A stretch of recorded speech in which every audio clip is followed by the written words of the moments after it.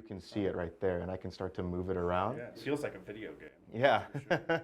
yeah, it definitely has like video game aspects to it. In this Rady Children's Hospital lab, video game technology is the foundation for creating virtual models to help surgeons perform complex operations, like heart procedures, transplants, and other surgeries involving the brain or spinal cord. We wanted to have a tool that would be easy for them to use without needing to have all this additional training, so that way they can easily open up these models, look at them, and do everything that they need to get a good sense of what they need to do to help their patient.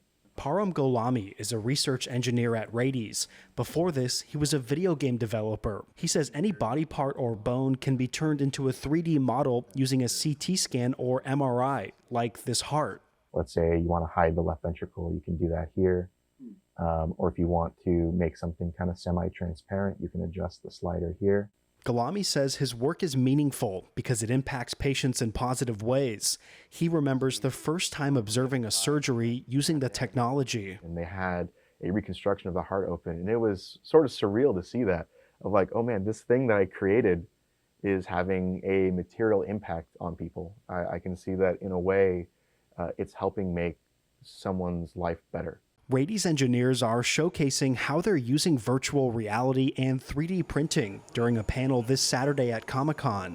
It's incredible how much medical software, medical technology has not really incorporated all these video game-like features.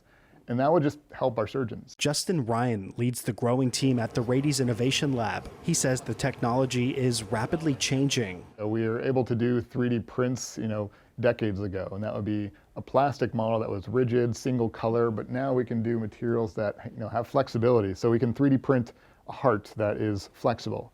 Our surgeons can actually cut into it, do an entire mock operation on it. Some of the 3D printers in the lab cost up to $300,000. The imaging process is something Ryan says insurance doesn't reimburse the hospital for, but he says improving patient outcomes is a top priority. This patient's sutures fused very early on. So a model like this helps our plastic surgeons understand exactly where they're going to cut and how they're going to open it. The models can even be shown to patients and their families so that they better understand what's wrong and how it will be fixed in surgery. We have this ideal in medicine of informed consent, but how can you really achieve that if they don't understand these complex medical jargon?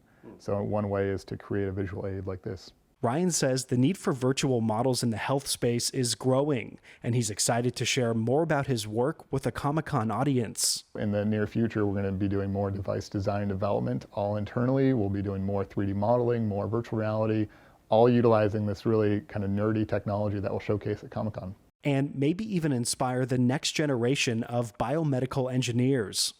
Matt Hoffman, KPBS News.